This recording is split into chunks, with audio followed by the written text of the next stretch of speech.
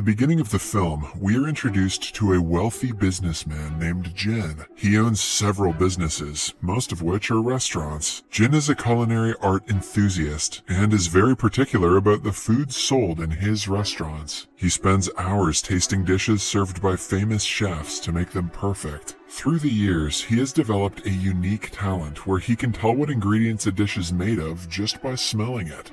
One day, he goes to a 5-star hotel that he is looking to buy. The first dish he is served is the famous beef Wellington, which is a specialty of the head chef. Jin tries a bite and spits it out, saying that the type of mushroom used in the dish is wrong. Similarly, he is served a plethora of different dishes, all of which are the chef's specials. However, each of them has one drawback or another that dissatisfies him. By the end of the hour, the head chef runs out of ideas and feels helpless. The staff also has no clue how to impress someone as picky as Jin. This is when we are introduced to a young chef named Shangnan. Although she is just an intern, her knowledge of worldwide culinary styles is impeccable, and she is soon to be promoted because of her talent. Even though they have only 20 minutes left before Jin leaves, Shangnan takes the challenge to make him something he likes. None of the staff members think she can pull it off, but right after 20 minutes, Jin has a new dish on his table. When he smells the first whiff of the food, his eyes open wide. He recognizes it as the special Romani dish named spaghetti alla strega. Jin can even tell that the cook is a woman because the dish is passed down to females of Romani origin. The spices must be very carefully measured because it is a traditional dish that doesn't allow any personal spin on it. Shangnan has made it exactly how it is supposed to be, which gains Jin's appreciation. He cleans the plate dry and decides to stay at the hotel for a few days to taste more of her dishes. The manager tells Shangnan about Jin's comment, making her realize that he has a vast knowledge of food. She takes it as a challenge and is ready to blow his mind with her cooking.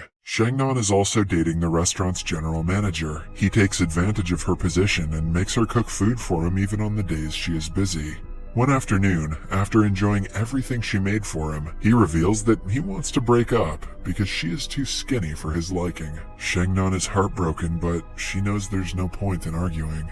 Later that day, Jin is on his way out when he notices her sitting on his car's hood. He doesn't recognize her as the chef since he's never seen her face. Shangnan thinks the car belongs to her ex-boyfriend and scratches it to teach him a lesson. When Jin calls her out, she realizes she came to the wrong floor. She quickly apologizes and promises to paint it like new. At night, Shangnan gets drunk and climbs on the roof. At the same time, Jin is making ramen in his room. He believes that even the 2-minute noodle is a difficult dish to make, since one has to measure the ingredients and time precisely. Just when he is about to take a bite, someone falls on his balcony. It is none other than the drunk Shangnan, who has fallen from the roof. When she refuses to go out, Jin puts her into a suitcase and keeps her inside the elevator. She is found by 2 staff members who go into a frenzy, assuming that she is a dead body. In the following scene, Jin is locked inside a cell with other criminals. Shangnan is outside explaining what happened to the policeman.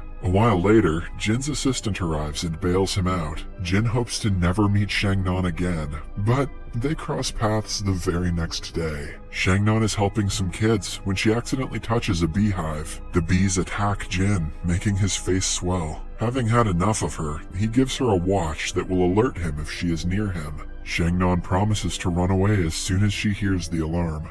Starting the next day, Jin orders several dishes to test the chef's talent. Shangnan impresses him with every single dish, but Jin is still unaware that she is the same girl he wants to stay away from. With time, he starts ordering food that is not even on the menu. Shangnan works until midnight and is very tired, but Jin doesn't show signs of exhaustion. Hence, she puts squid ink on one of the dishes, symbolizing that she is running away. Jin understands the message and stops ordering food for the night. He also sends her a letter asking her to be a good opponent instead of running away. The following day, Jin has to appear in an interview. The interviewer asks him questions about the suitcase scandal, making him uncomfortable. At the same time, Shangnan finds out the picky client is none other than the same guy she has to stay away from. Scared that her watch will ring, she tries to run, but falls into the swimming pool. For the next meal, Jin wants Shangnan to showcase her creativity. Instead of the name of the dishes, he sends her 3 themes that she is free to interpret however she likes. The themes are a time, a place, and a moment. For the first theme, Shangnan makes extremely spicy seafood, indicating summertime. Jin has a hard time eating anything spicy but is happy that she nailed the theme. The second one is the place. In this dish, Jin can smell rosemary, which reminds him of a lighthouse by the sea. He realizes it is a depiction of Shanghai. Then, for the last dish, she makes pork with matcha seasoning that Jin associates with the Japanese tea ceremony. He is beyond impressed by Shangnan's talent, while Shangnan is impressed that he could figure out exactly what she was trying to portray with each dish. For the dessert, she requests to make an original dish. It is a sweet cake made up of ingredients that are typically from the US, Canada, and the UK. These are the 3 places that Jin has lived in over the years, so he understands that it represents him. However, there is a truffle on the side that takes him by surprise. He asks the waiter to bring the chef so she can explain its meaning personally. Afraid to face him, Shangnan sends the head chef outside with her message. He reveals that the truffle grows underground and eats everything around it to maintain its power. Shangnan believes Jin is like a truffle, which is why she made it. Jin refuses to believe the head chef and goes looking for Shangnan, but she runs away before he finds her. A while later, they bump into each other in the bathroom. Jin smells the scent of food from her and recognizes her as the chef who has been cooking for him. The following day at work, he turns off his watch and catches her cooking in the restaurant's kitchen. Shangnan has to reluctantly admit that she is his chef. She also affirms that the truffle was to symbolize his arrogance. Jin gives it a thought and praises her for understanding him better than he understands himself. Later, he is in his room when he gets a call from his father, Mr. Liu. The man is so business-oriented that he frequently fails to be a father to Jin. Liu urges him to return to work, as he has spent a lot of time in a single hotel. The next morning, Jin calls the room service to order his first meal of the day. However, he is told Shangnan is on sick leave. Not wanting to eat food cooked by anyone else, he goes straight to her apartment. He has even brought all the necessary ingredients so she can make the dish that he wants her to. Her home is messy, but Jin declutters and sets himself a table while she cooks. Shangnan is still weirded out by his appearance, but she sits down with him to eat.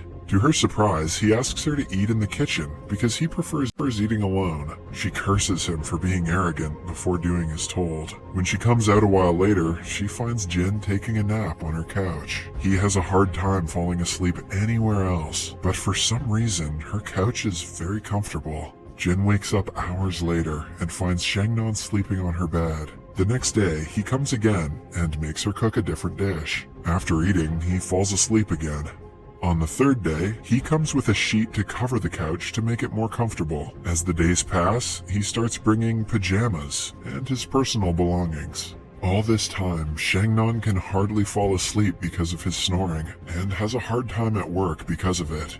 One afternoon, Jin allows her to eat with him, and the two enjoy a long meal together. They also eat blowfish for the first time, unaware that it makes people high. Soon, the two feel its effects and hallucinate that it is raining. They stay under an umbrella, even when indoors, and talk about several things that make no sense. A while later, they go out for a walk, still thinking that it is raining when the weather is completely dry. Then, they end up inside a bus, where Jin's high wears off. He realizes that people are looking at him, and asks Shangnan to put the umbrella down. She doesn't listen to him, still affected by the high.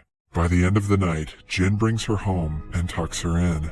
Cut to 2 days later, Shangnan hasn't seen him since they last ate together. He has also checked out of the hotel, which worries her. Deciding to check up on him, she arrives at his home. To her surprise, he is enjoying a meal made by his personal chef of 7 years. The women instantly see each other as rivals and try to prove how important they are to Jin. In the end, an infuriated Shangnan storms off in anger. The next day, the other chef comes to meet Shangnan at work and asks her to be an assistant chef for Jin. Shangnan refuses, asking her to go away. At night, Jin comes to her apartment to apologize, but drives away at the last minute. He has never felt close to anyone in his life other than Shangnan, which is why he is scared of losing her. But he doesn't understand that it is love, and he pulls away. He goes to the restaurant the next day and fires all the kitchen employees. He has decided to buy the hotel, but since it doesn't live up to their standard management-wise, their company has decided to use it for something else. Jin tries to talk to Shangnan, but she doesn't want to listen to a word he has to say. During dinner, Jin asks his chef to join him. She is surprised because over the course of 7 years, he has never asked her to eat.